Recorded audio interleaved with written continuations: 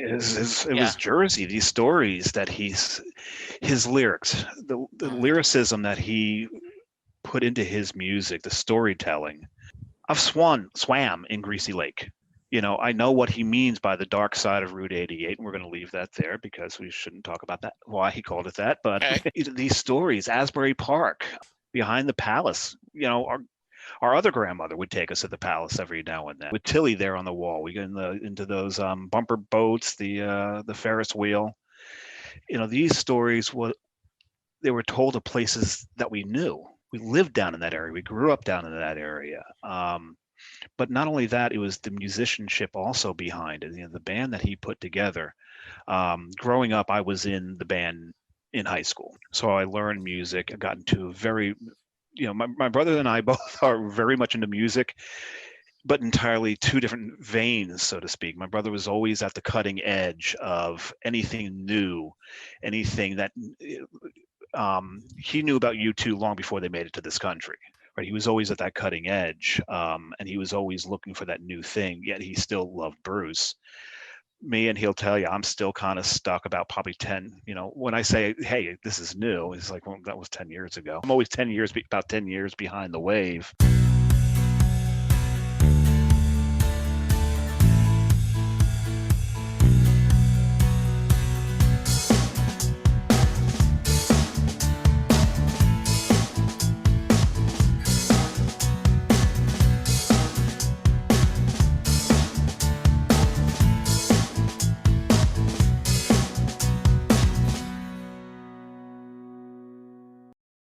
Hello, everyone, and welcome to a new episode of Set Listing Bruce, your podcast all about Bruce Springsteen, his music, and mostly his fans. I am your host, Jesse Jackson. Tonight, we are talking fathers and sons. We may talk a little beer, and we are definitely going to talk Springsteen on Broadway. I have David and Bryan joining me. Welcome, guys. Hi, Jesse. Thanks for having us. Yeah, so Bryan has been on the show once before. David joining on.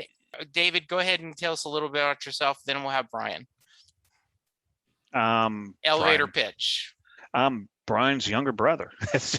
Okay. Bigger brother, but younger brother. We've he's been bigger than me twice in our lives. I think when I was first born, and then when he hit puberty, but I caught up to him about a year later. That's I don't know if he told you last time, we actually grew up separately. He was raised by our grandparents. I was raised by my mom. Okay. So I have the distinction of being the oldest child in the house, but also the middle child. Oh, interesting. Yeah, it made for quite interesting dynamics in later years, and probably still going through a lot of that. But well, yeah. Don Henley once in an interview said he thinks that all of us spend our adult lives trying to get past what happened to us in our high school and childhood. And I think there's a little bit of truth in that. So I could see that. There's probably a lot of truth in that. Yeah. Maybe a little. Yeah. Where are you located, David? So I live in just moved to Union City, New Jersey, out of Kearney because I lived in the basement, and Hurricane Ida decided I shouldn't live in a basement anymore. Do a lot of damage? Actually, I got off pretty easy compared to a lot of people. But the water was coming up through the toilet, so. Okay. Never a good sign. Never. Yeah, and I'm going to leave it at that. I won't go into any more details. Enough said. Fair said. Bryan, how about yourself? Living in Florida now, but lived a few places. Yeah. David talked about our childhood. I was like the only child that had brothers and sisters. Just growing up with my grandparents was a different experience. We got to spend Sundays together, which was nice. So we got to grow up together. But have lived. Wait a second. You grew up? I never grew up. See, there's the difference. Well, air quotes. Yeah. Yeah. But lived a few places. Lived in Boston for 10 years. Was Sacramento for a couple years, New Orleans for a year, and now I've been in Florida for 20 plus years. 18 of those in Jacksonville, and now I'm in South Florida. Very nice. Well, very cool. So the reason why I'm having you guys on, and we're kind of going to skip ahead of this. You guys had something pretty special happen this summer with Springsteen on Broadway, didn't you? We did. So, to David, since I've had Bryan on, you kind of share a little bit of your Bruce Springsteen background. How did you discover Bruce, and how long you've been a fan? Well, discovered Bruce early, long before I knew his connection to the family. Yeah. You know, obviously with our, and not to give too much of what we're going to get into away, with my father, being killed in Nam. So, Yeah. The men that came in and out of our lives through my mom, some of them were huge Springsteen fans. One of them actually went to college with Bruce, Ocean County College. Had a story there, something about spinning his class ring or something like that. I don't really remember much of it. Okay. But yeah, no, I knew about Bruce at an early age. Seen him quite a few times. Even before I knew the connection, like I don't know if my brother explained it last time on the show, but the one thing that was, that I'll always remember was, my mom and my grandparents saying, if your father had not gone to war, he'd be as big as Bruce Springsteen. And at the time, they never really explained the connection to us.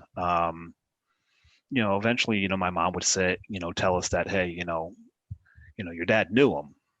Yeah. But that's all we really knew about it. It wasn't until later on that we started to understand that there was actually a connection between the two of them when we started hearing that he was, playing a song called "The Wall" live that was written about him. Yeah, and I actually want to hear your side of that story, and then I'm going to have Bryan reshare his side. And like I said, after you finish this episode, go back and listen to Bryan's episode. But you were a fan before you knew this connection. In other words, you enjoyed Bruce's music, both of you, correct? And Bryan, you want to speak up? Yep. Yes, for sure. Yeah. And so, can you articulate, in both of you take your turns, why his music spoke to you? Well, go ahead, Bryan. It was Jersey. Ahead, David. Yeah, Jersey. Just it felt that it was Jersey. These stories that his lyrics, the lyricism that he put into his music, the storytelling. Yeah. I've swam in Greasy Lake. Yeah. I know what he means by the dark side of Route 88, and we're going to leave that there because we shouldn't talk about that, why he called it that. But it's these stories, Asbury Park, behind the palace. Yeah. Our other grandmother would take us to the palace every now and then. Right, with Tilly there on the wall, we get into those bumper boats, the Ferris wheel. These stories they were told of places that we knew. Yeah, we lived down in that area. We grew up down in that area. But not only that, it was the musicianship also behind it. The band that he put together. Growing up, I was in the band in high school. Yeah. So I learned music. I got into a very my brother and I both are very much into music, but entirely two different veins, so to speak. My brother was always at the cutting edge of anything new, anything that he knew about U2 long before they made it to this country. Okay. Right. He was always at that cutting edge, and he was always looking for that new thing, yet he still loved Bruce. Me, and he'll tell you, I'm still kind of stuck about probably 10, when I say, hey, this is new, it's like, well, that was 10 years ago. Yeah. I'm always about 10 years behind the wave. Yeah. But I get into music because of the musicianship, the lyrics. My brother so much, the lyrics as well. Yeah. But, having been a musician, listening to what was written and understanding the process it takes to write something the way they wrote it, and then and then you wonder, did the lyrics come first, the music come first? Yeah. and it's to me, that's all fascinating, diving down beneath it. And just, you take like the first 3-4 albums, how raw that music was. Yeah. And just how it just came, you can tell it came from experience. You can tell it came from the heart. You can tell it came from pain. Yeah. There was so much to it. So that's about as much as I can articulate about it. No, I mean, I think well said. And I'm always fascinated that, especially if you were one person's writing the melody, another person writing the words, you go, how do you magically capture, like you write a piece of music and then you give it to your partner and your partner goes, okay, I'm going to magically pick out of your brain what story you were trying to tell with this piece of music and add words to it to come through. That, to quote Bruce, that's 1 + 1 = 3, right? Yeah. It just doesn't, like, how do you do that? Well, and then you got the other way around. If you saw Rocket Man, Bernie Yeah. Taupin wrote the lyrics. Yeah. And Elton John just magically wrote the music to it. Yeah. It's just crazy. And then you've got the beauty of Lennon McCartney, where Yeah. they would never tell you who did what. Right. Yeah.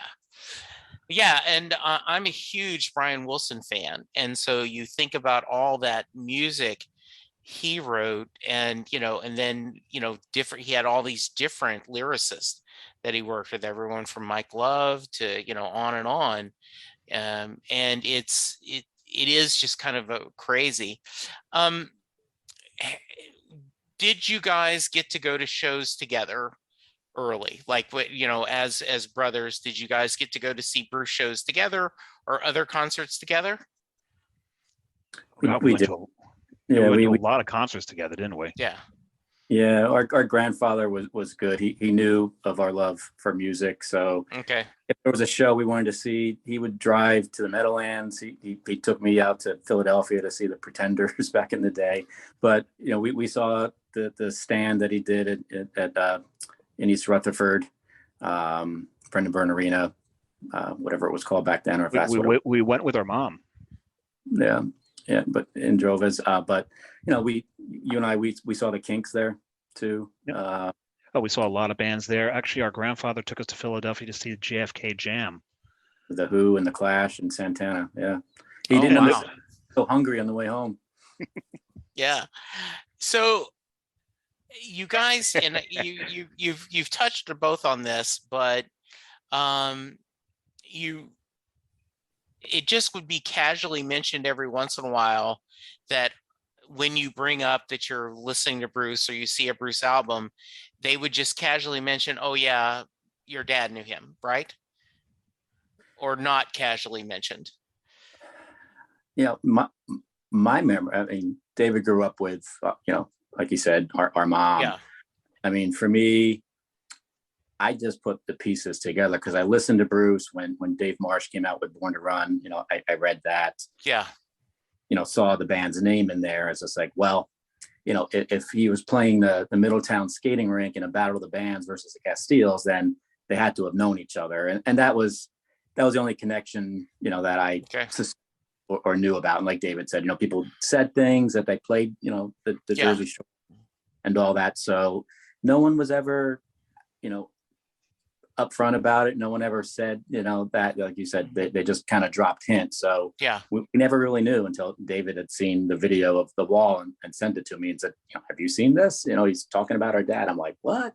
So, yeah, I wanted to, because I remember that story from the last time, right? That David, you're actually the one who went, holy moly. And I'm cleaning this up for our audience. You've got to see this. Like, you won't believe what this happening. So David, tell that side of the story, if you don't mind. Well, my brother's already started it. So we watched the video. He pronounces the last name wrong. He still pronounces the last name wrong, even though we've corrected him. he's apologizes. It's the way he pronounces it, which is fine because we've heard much worse pronunciations of our last name. What is the correct pronunciation? What does he say? He says Cichon. Okay. Sometimes Cichon. I've heard him pronounce it 2 different ways. We actually pronounce it Cichon. Cichon. Okay. But it's just the way. Cichon, it's just that breathy, gravelly sort of way. But so when I sent it to him, he listened to it, and then we kind of went on a campaign to try to reach out to him and thank him for it. Yeah. And at the time, my brother was working for a company, and someone that, and I'm sure he told this on the last show, someone that he works with, finally said to him, "I hear you're trying to, reach Bruce Springsteen." He's like, "Yeah, he wrote this song about our father and all that." He's like, "Well, his management is one of my clients." Mm-hmm. So and my brother can correct me if I'm misremembering this, the way the story went, and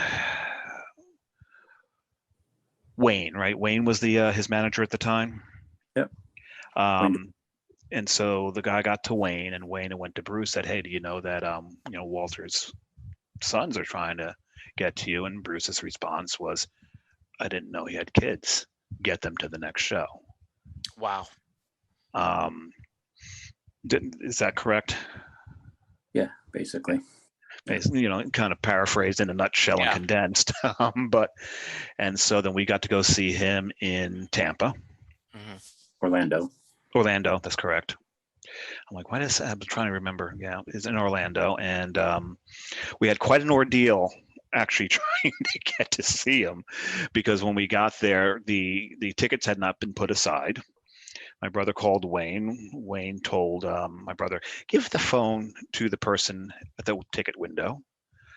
They got the manager, and Wayne spoke to them. And next thing we knew, we had these triangular patches, which we thought said 85 on them at the time, because the handwriting was so bad. We didn't realize it actually said BS for Bruce Springsteen. But okay. We were supposed to meet him before the show, but we wound up finding our way backstage after dodging the loadout. Yeah. And I've never seen anything more impressive than a loadout. Oh, I can imagine. Like that. We were, I thought we were going to get destroyed by some of the pieces that were getting out there. And we didn't know where we were going. We had no guides. And I looked at my brother and said, "Just look lost. Someone will ask us, they're looking for us." And sure enough, someone came up to us, yelled at us, "Who are you two?" And we said, "Well, we'll explain who we were." They're like, and they get on the radio like, "Wayne, I've got them." So they brought us to the dressing room. And one of my favorite moments of that night, and there were many, was when Bruce finally came out to get us, and he took one look at my brother, who looks a lot like my father. And he said, "Wow, you're a dead ringer. Get in here." Yeah. And we went in and spoke. So that's how, that turned into, Bruce knowing, one, that we existed and who we were, and then also how to contact us.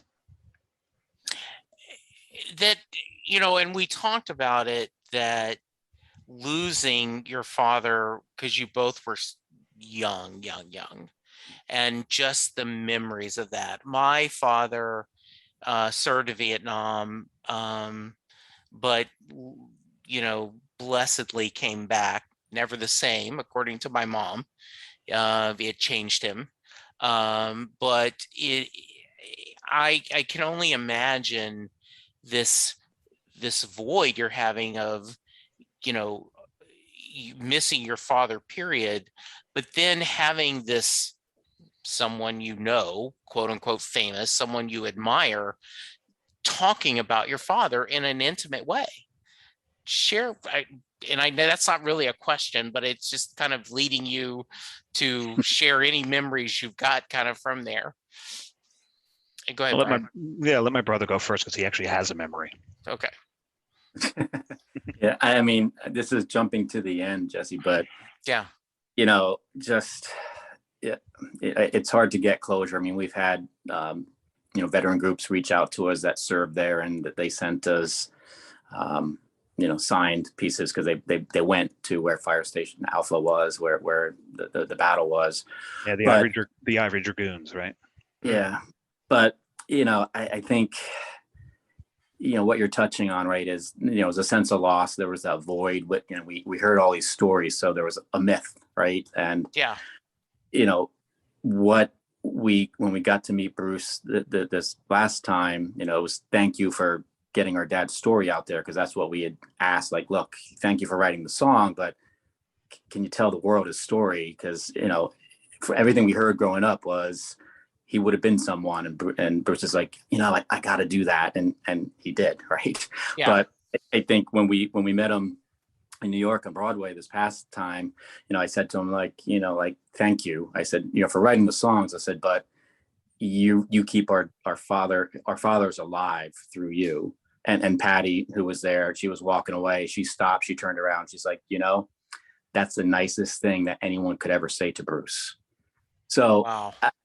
That was in passing, but it just, we've obviously come to learn what our dad meant to Bruce, but having his wife say that, that would mean a lot to him. I mean, I think there's so much more that he hasn't shared, right, about what it truly meant to him. I mean, obviously you get the emotion and that when you go to the show on Broadway, but, I think it's something that sits in him. I mean, it's a void, we've talked in the last show, about, the political viewpoints, right? And, yeah, where that comes from, right? When you lost something for something that made no sense, but, but it's true. I mean, bottom line, our dad may not physically be here, but he's more alive in memory, than most people, right, when they pass. And that's thanks to Bruce and the memories that he has, and sharing, those memories with the world. So, I mean, it fills that void, it's hard to say it's closure, but you feel like our dad got to live in some way that, he didn't physically get to. And there's multiple songs on Letter to You that, even though The Wall was specifically about your dad and the other members of the band and other people from the neighborhood that Bruce admired, but I also feel like there's songs in Letter to You that are about your father, and he was very clear about the last remaining, all the members of the Castiles and Danny and Clarence that he's lost. So yeah. I'm sure, I don't want to put words in your mouth, but David, Bryan, when you heard Letter to You, did you go, oh my goodness, this is also in you could say this is in tribute to my dad? Yeah, I think you touched on it. I mean, it's all the people he's lost, like David touched on, in the lyrics. It's life, right? It piles up. Get to a certain age, you start losing people, but at the age that he lost the friend that he had in our father, I mean, that's even harder to reconcile. But yeah, I mean, that, and I'll see you in my dreams. A lot of the lyrics are about loss and having that memory, having that person still there. Whether it's about our father or Danny or Clarence. I mean, it could be about anyone, right? But it's hanging on to that memory and keeping them alive, and for in your heart, but for the world too. Well, it's the way Bruce closed his show, if you think about it. And this is every time that we interact with Bruce, we learn more and more and understand more the deep connection and admiration he had for our father. The way he closed the show, he says to the audience, thank you for indulging me in this, because for me, this is a way to spend time with my dad again. It's a way to see my mom the way she used to be. Mm-hmm. I can spend time again with Clarence and Danny and Walter and Bart. He named 6 people at the end of the show. Our dad's one of them. And, that hit me. 6 people. Yeah. He's one of the 6. So, to go back to what you said about void, to kind of answer that question, my brothers and my experience were kind of different, I guess, because he had a memory of my dad. I had no memory of him. I was 11 months old when he was shot. So I didn't know there was a void. Right. There was, but I didn't know it. Yeah. When you grow up without a dad that you never knew, there's things you don't know what you're missing. Right. My brother sense. had the fortune of, being in a house with my grandfather present, well, not 24/7. He was a truck driver, so he was on the road a lot. Yeah. But my brother had a lot more continuity than I did, so I didn't know better. Mm-hmm. It was only as I started getting older that I started realizing what was missing because of it. Right. So does this fill that void? Well, I didn't know there was a void to fill. Yeah.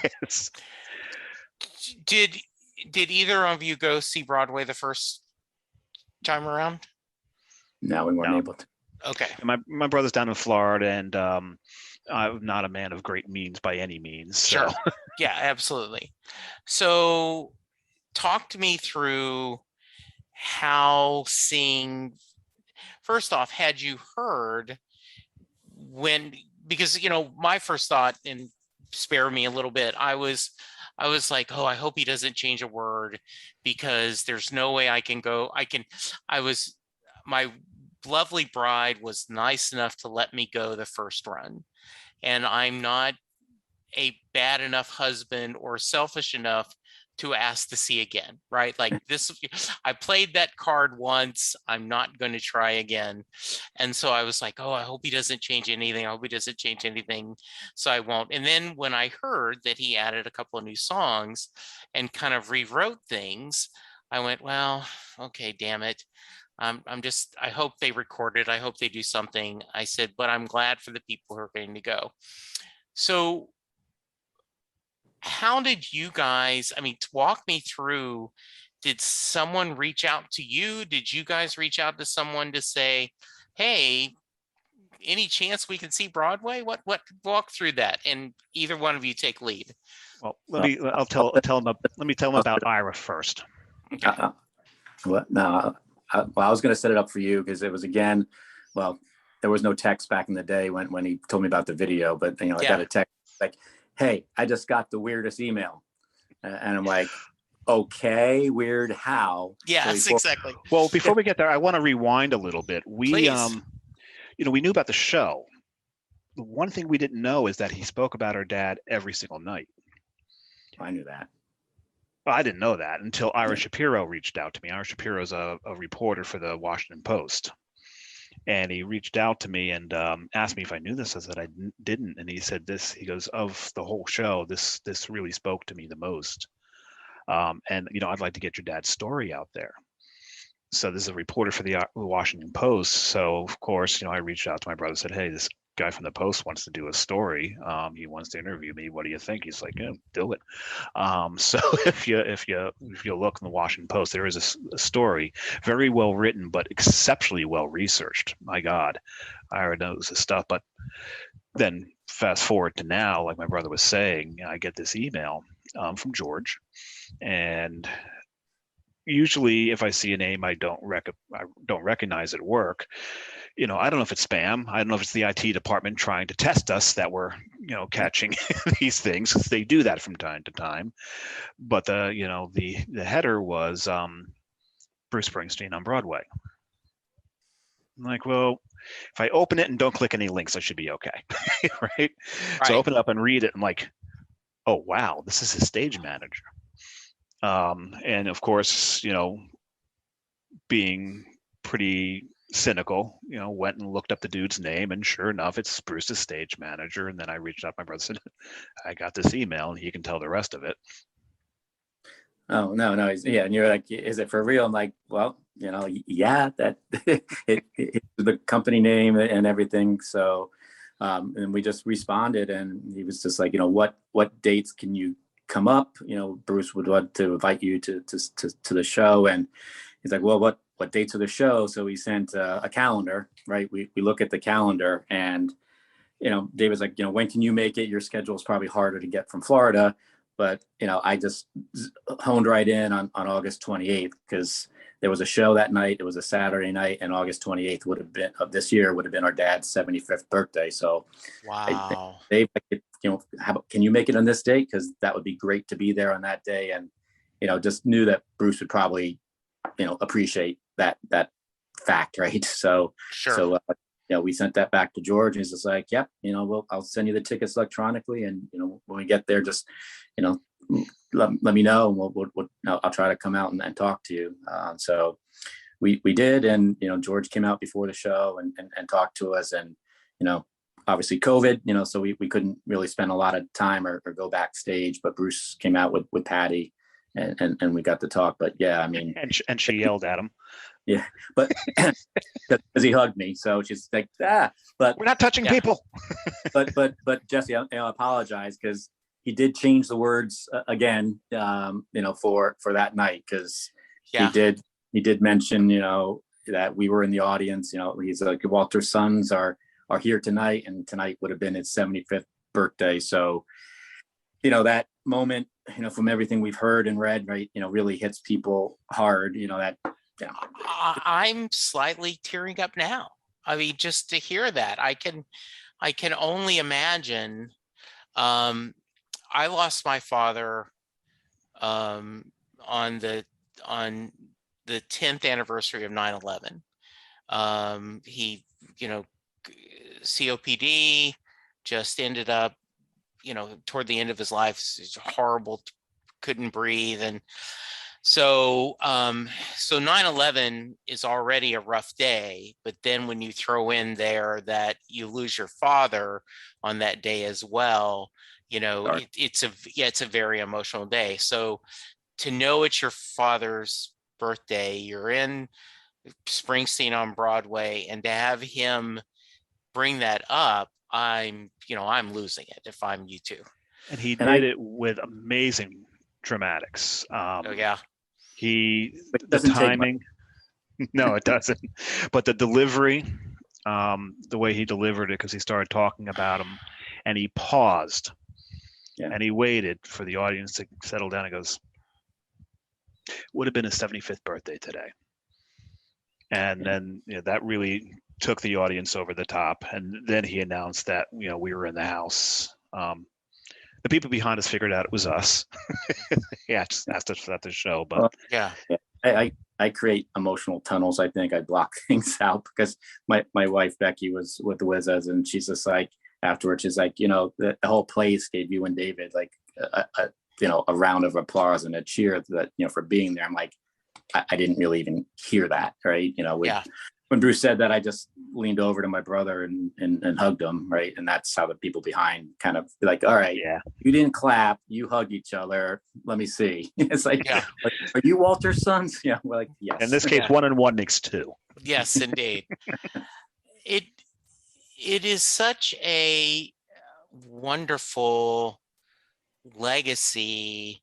As you said, he's given you guys memories and given you avenue so that other people have reached out to share, I assume, right, based on what you've said, other people that served with your father have reached out and said, oh, let me tell you my Walter story. Let me tell you that, correct? Yeah. I'll tell you this story, Jesse. I don't think I mentioned it in the last one, but at my age, I may have told this story 10 times. No, that's okay. But my brother and I went to Rutgers. We worked down on the shore while we went to school, and I was driving one night through East Brunswick on 18. I got pulled over because you drive fast on Highway 1, right? And cop comes out of the car, comes out, license, registration, insurance card, give him the license. He looks at it. He's like, is your dad Walter? I'm like, yeah. Hands it back, says, have a good night, and just walks away. I was like, whoa, wait a minute. Like, why did you ask that? He's just like, I served with your dad. Like, have a good night. I mean, he didn't want to talk. He didn't want to say anything. He just saw the name, asked. And so, there's people that have the memories. There's people that know. And like I said, Bruce has shared those memories with the world. So, on Spring Nuts, I posted the photo, and I did, a recap of the experience of being there. And, so many people have reached out, and, people that knew our dad from the Jersey Shore just going to the show. So, not only, did we get to hear Bruce's memories of being there the day that our dad left for Vietnam, all the things that he meant to him, but, now that seed's been planted, right, other people have reached out and shared memories, shared stories about what our dad was like. And Norman Selden, who produced his record. I mean, Norman, oftentimes just sends me a note and just says, you know, it's amazing to me just how much admiration people had, for, it's not like they knew him for 20 years, right? Yeah. He wasn't even that old when he went, but, just the words that people use to describe our dad, just, that's what means the world, right? It's, you have these memories, but, they just share, just what he meant and, in a short time, what he created. So when we hear people say like, he could have been huge, he was this, he was that, the fact he touched people the way he did, and that's what we love about Bruce, right? Like you asked the question, what makes you like the music? What makes you like the lyrics? It's he finds ways to connect. He finds ways to touch you. And it's, from everything we've heard, that's what our dad did with people. So, that means a lot. It's interesting. When we first saw him, when we got into the dressing room, the first words out of Bruce's mouth were proper grammar. Your father was the greatest frontman I ever saw. Mm. And we're looking at one of the greatest frontmen in the history of rock and roll, if not the greatest. And for that to come out of his mouth is the first time that my brother and I realized the stories may have been undersold. Yeah, right. Because, he's seen Mick Jagger, he's seen Freddie Mercury, he's seen, Roger Daltrey. You just start naming them, Bruce has seen them all, and to have that's not one of, or he could have been, but flat saying that is, you're like, wow, I can imagine. That was stunning. And that intro left my brother and I mostly wordless through most of that meeting, which was fine because it was really just Bruce reminiscing, which we were very, very happy with, to listen. Yeah. It sounds, because, based on the outside, right, you could go, oh, Bruce is just being sentimental, or, is there, and I said, when I went to see it on Broadway the first time, that I had seen the set list beforehand, and I saw the acoustic Born in the USA, and I kind of rolled my eyes. I'm like, I don't like that version of Born in the USA. It's on tracks. I'm like, okay. And then to have him say, I wonder who went in my place, and then do that version, I said, okay, I am an effing idiot. Once again, why am I second guessing anything this man does? To know that you can second guess the 2 shots of tequila before getting on his Harley. Well, okay, Park, maybe, but... yes, okay, yeah. but I mean but Jesse, that's kind of, he knows who went in his place, right? And I think, again, I just sense there's a lot of unspoken. I mean, I asked Patty, like, hey, my wife's a swim coach in Wellington. You guys have a house in Wellington. You're down there for Jessica all the time. Like, look us up, come over for dinner, because I just would love to sit there and just hear more. I think, he saw my dad perform, and as he's said, multiple times, there was no rock star in America. It was all these British bands. Even when you said, like, he's seen Mick Jagger, he's seen Roger, they're all British. Yeah, exactly. But he's like, I think, if you listen to Bruce's stories of growing up and wanting to be a rock star and playing guitar, like, there was this person that he wanted to be, that was from the town that he lived in, that he went to school with. And like, it made it to him, like, this can happen. This is real. So I think, all that push shove that you get when you're trying to find yourself, but you've got this dream that you want to pursue.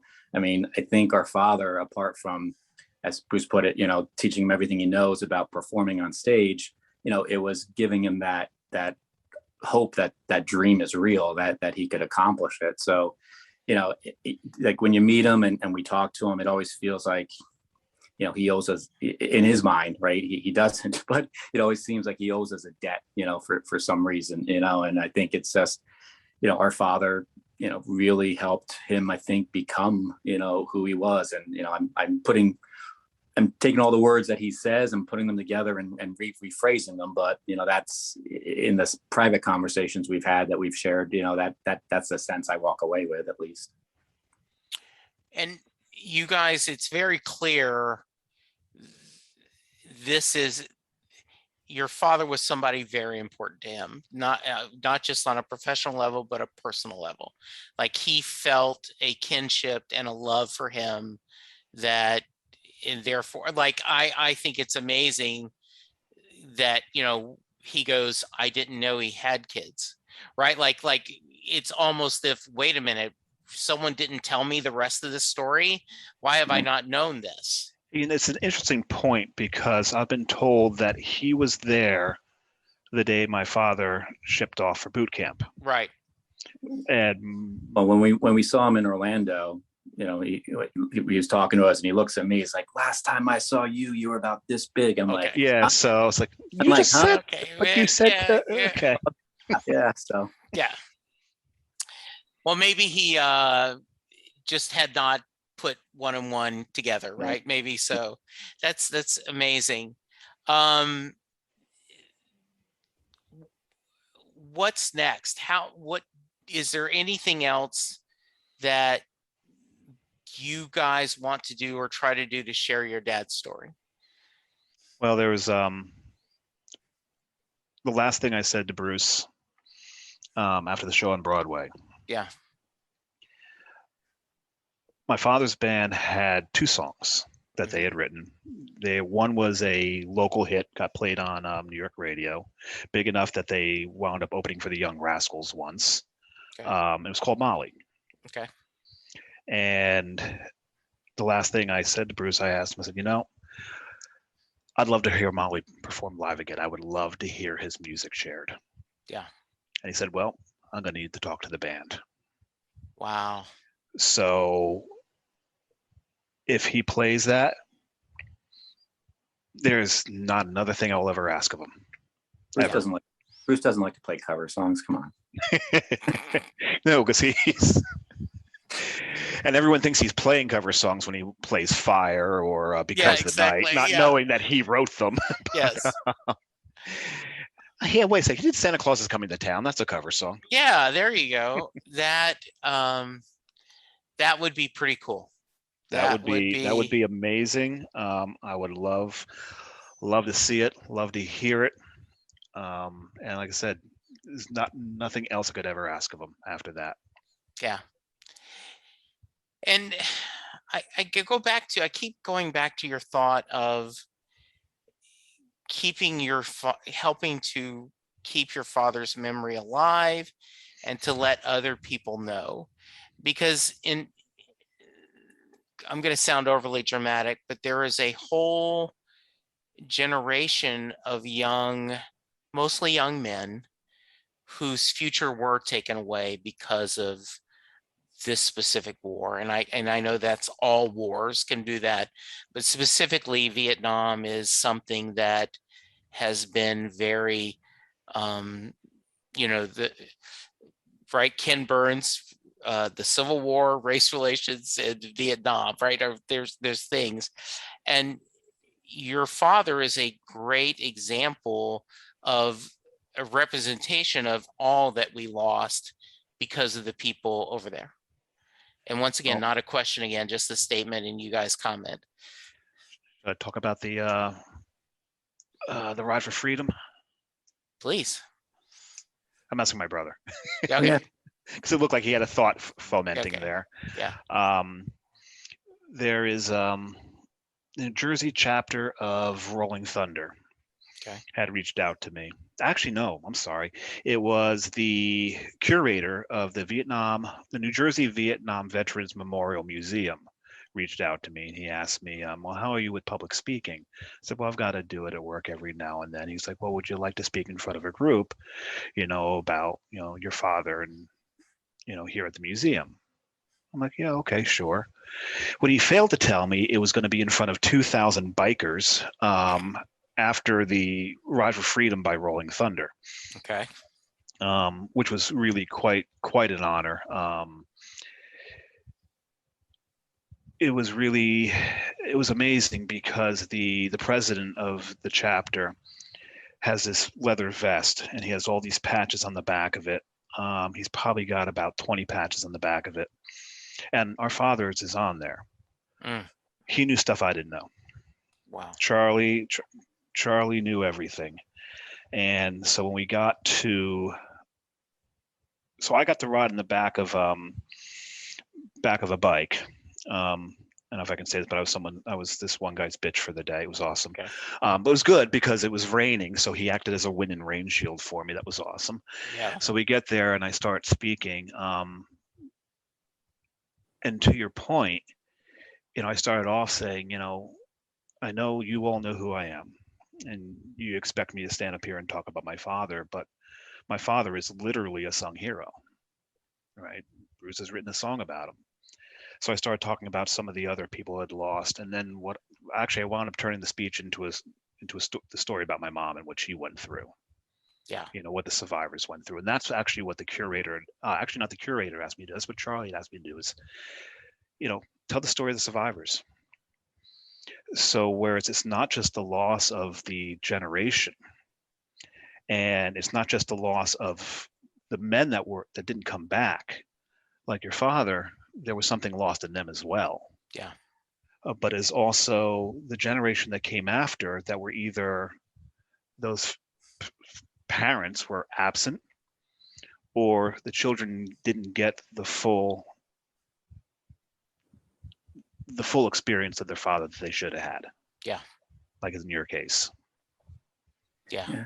And I, my take on that, right, is, we won't mince words, right? Bruce doesn't, right, about his political views. And I think, it's great if you've got that platform and that voice. One of the songs he added, right, to the latest round of shows was, about racism, and that's timely, should have been timely eons ago, but, ever so timely today. And, I think just telling the story about my dad is Bruce's statement as well about war, like you mentioned earlier, just, war in general, right? It's not just and, you can see the reaction this country had, no matter which side of the fence you land on, with, pulling out of Afghanistan. I mean, for my brother and I, it's like, we don't want to see families go through that. There's no real need for us to be there, so it's great. And I think, it's a chicken and egg thing, right? Do people that go to Bruce concerts, Bruce's fans, is that their political beliefs to going in, or, does his voice have some impact and have some change? And, I think it's probably more the latter, right? But, so I think, if he can take our dad's story, do a real life example, get people emotionally connected to what that loss really feels like, which he does a great job doing, then that really can shape, how people vote, and, I don't think there's any argument, that Bruce tries to influence that. And, he's got his documentary coming out with Obama, right? So, yeah, exactly. So, I think, you use that, and you take that platform, and you get the message out of, that people may not realize, right? Because whichever network you use sugarcoats the news for however you want it to be sugarcoated, whatever flavor you want. But, that there's a way to really kind of pull that skin back, that scab off, and show people, like, no, this is what it's about, and people forget, right? It just gets to be words on a screen. But if you can make it real, then maybe it has some impact. Talk about a dream, try to make it real. Yeah, absolutely. Yeah. I do know now that in 2022, when they start touring again, knock on wood, I will be looking at the set list, searching for a certain song now, David. Right? I will be, and I will scream and happiness, like, holy crap! Yes. We get invited to one of those shows, we'll let you know. It'll probably be out. Yeah, right. Yeah, like, if you like, hey, Jesse, just a heads up, Bruce's team has reached out and asked us to come to this show. Okay. It might be a possibility. Yeah, there we go. That's what I think he's got to talk to Norman first, though, don't he? Yeah. Well, and I honestly believe he would have just said, well, I mean, I don't see Bruce giving lip service because he felt so much connection to your father. I think he would respect his memory too much. So that's all. That's nice. And I had a lot of people in Spring Nuts reach out and just say, hey, can I hear your dad's song anywhere? Yeah. And like, there's just the two, but if you Google the motifs and Molly, or the piece that was If I Gave You Love, someone posted it out there on their YouTube. That's a video. Someone asked me, are there any videos of your dad, playing? I'm like, I wish, but no. Yeah. But you can search those songs and hear them online. Okay. If there were, they probably burnt down on the house on Maxim. Yeah. Wow. All right. Before I hit you up, David, with the Mary question, because that's how I end every show, is there anything else you want to share, or Bryan, anything final thoughts you want to give? Either one of you. Yeah, I just always enjoy talking with you, Jesse. I appreciate the opportunity.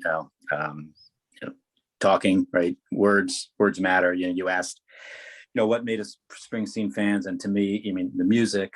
David said I was cutting edge, but to me, I've always liked a conglomerate. Like, music is music. I don't like labels, and Bruce always took elements of all different styles of music that came before together and packaged it up and said, here's everything you missed when you weren't alive, and let me repackage it.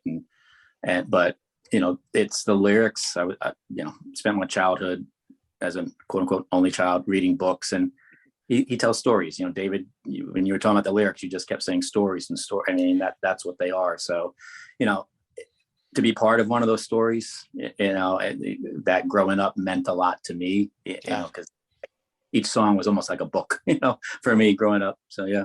Did you guys get to hear The Wall live on any of the shows you attended? No. Okay. He didn't No, play did he do it on Broadway? I don't think so. I know that if you go to My Boss Time, which is the fan thing, he hasn't played The Wall much, and luckily he played it once when I was there, and I remember being struck how powerful. I mean, I always liked the song on High Hopes, but hearing it live was even more powerful. So curious. All right. Workers go out and buy the CDs from shows. I guess he played it in Charlotte that one of my coworkers went to, and I've heard it, just not in person. Yeah, exactly. Yeah, all right, Dave, any final thoughts before I hit you up with the Mary question? The what question? The Mary question. The Mary question. Oh, he did not do his homework. Okay. I went through the list of questions. I don't remember any mention of Mary. All right. So I'll tell the story, and so then it'll give you time to come up with the answer. This is any Springsteen fan can answer this. Jay Armstrong is an honors English teacher in the Philadelphia area. He recently retired, but before he retired, he would spend every school year, he would have his honors English class spend 2 days breaking apart Thunder Road. They would look at all the lyrics, they would look at all the imagery, they would compare it to Robert Frost, The Road Not Taken. And at the end of the 2 days, he asked this class, does Mary get in the car at the end of Thunder Road? So David, that is your question. Does Mary get in the car? It's very interesting that, see, I didn't see that question in the homework. So all the other questions you had listed, which we've not covered, but no, we didn't. But the interesting thing is that song's been going through my head all day. Really? And there was particular, and I guess this is germane to to a potential answer. There are ghosts in the eyes of all the boys she sent away. Those I'm gonna forget the lyrics here. Those dusty street roads and the burnt out frames of burnt out Chevrolets. Right. And she rushes to the door when she hears their engines roar on. Yeah. Which is like smacks of hope. That, oh my God. So is she holding a flame for one of them? Is Bruce going to be that Messiah for her? I don't think so. I really don't. I think she's been through so many that she's going to continue to search. I think you're just jaded growing up with our mom. Probably. And the thing is, there's correlation there. Yeah, like Jesse said, right? We're all just trying to get past the things that happen in our childhood. Well, and by the way, David, yes, I should have you on, and we do a standard Set Listing Bruce where I ask you all the questions that's normally in the agenda, but I felt like this was such an important story to have you both together. So I would definitely welcome you and to do a more, I hope you listen to your brother's episode and, I hear him talk all the time. Oh, okay. But I may. To give you a little bit of feedback, about 60% of the people say yes, she gets in the car, and about 40% say she doesn't. For a lot of the same reasons you do, that she's afraid, she doesn't want to take that chance. I have a few people say, hey, he said that you ain't a beauty, she ain't all right, so F you, I'm not going, right? If he was dumb enough to say it in front of her. Yeah, so I really love your answer. I think it's very insightful and great, and I appreciate that. Well, it's just the word ghost. Yeah. That is what spoke to me, and that's why it made me think that she's pining for something lost. Wow. Like it comes to, and if I can indulge myself here for a little bit, please. When my mother passed, she had a boyfriend at the time, Don. He was one of the best guys she ever dated. He was fantastic, and I said to him, like, how'd you put up with her? How'd you put up with all the things, all of the damage? He goes, I understood something. I said, what was that? He goes, she never ever got over your father. So yeah, maybe my brother's right, and I am, applying Mary to my mom, or vice versa, to come up with that answer. I don't know Don, but I want to know him now because of someone who can understand that and accept her from where she's at and love her. Like I know I'm always going to be second place in this relationship, but that's okay, right? Considering first place is never coming back, I guess that exactly, makes it a little easier. Like, but yeah. Wow, that's a great story. That's wonderful. Bryan, David, this was amazing. Thank you so much for sharing so much of yourself and sharing your father's legacy. This is it is, we all have a connection to Bruce and his music and his songs, and they all speak to us. But I think it's just so wonderful that you kind of get this special little treasure from him that in no way compensates for not having a father. But it is a small little gift that you did get at least. And I think it's amazing that Bruce has kept him in his heart all this time and is sharing that not just with you, but the world. Yeah, no, we're fortunate in that sense, yes. Yeah. Thank you both very much. And David, I will have you on and we'll ask you all these other Springsteen questions. I'm prepared for those now. Yeah, yes. And they may change between now and then. Absolutely. That does happen. Yeah, I've been joking, right? Like, one of the questions I always ask is song you hope to hear live sometime. Well, now I know Molly is number one on your list. But I always have to preface lately, like, and not including Western Star's Letter to You. That goes without saying, guys, that, we all want to hear them live. Listeners, thank you so much for joining me on this wonderful, very unique and special episode. Please go get vaccinated. Please go out and do the right things. Vote for the right changes. It's a scary time in the US right now. And there's a lot of crap out there that is just should anger you, and you should be going out and getting out to make it fixed. And I don't usually get that political, but I've been inspired by my guest. Get vaccinated, go be safe, remember to wear your mask. Let's all be good to each other, because that's how we're going to get through this. Thank you, David. Thank you, Bryan. Thank you, listeners. We'll talk to you soon. Goodbye. Thank you. Thanks, Jesse. Good night, Jesse. Thank you. Doing a podcast at times can be a one-way conversation, and I hate that. So please let me know what you like and don't like about the work I'm doing. You can reach the podcast via email at setlistingbruce@gmail.com. The show is on Twitter at setlistingbruce, and my personal Twitter is at jessejacksondfw. We have a website, www.setlistingbruce.com. From there, you can find links to other Springsteen podcasts, as well as other music-themed podcasts. We have a page devoted to our own SLB All-Star Band. These are guests who have been on the podcast more than 3 times. There is a link to our store where you can purchase Set Listing Bruce shirts, as well as a Mary Question t-shirt. There is a link to our Patreon page where you can sign up to help support the podcast financially. We have different levels and different rewards based on your support. If you don't have any extra cash, and right now who does, you can support the podcast by subscribing via your favorite podcast player and leaving us a review. The more reviews we have, the easier it is for people to find us.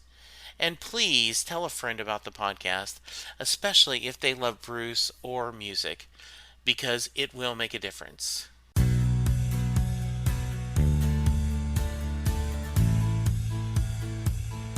You just heard the fun talking, hard rocking, music loving, album ranking, fan thinking, joy spreading, lyric reading, story sharing podcast that is the one, the only Set Listing Bruce. The theme for Set Listing Bruce was written by David Rosen, used by permission.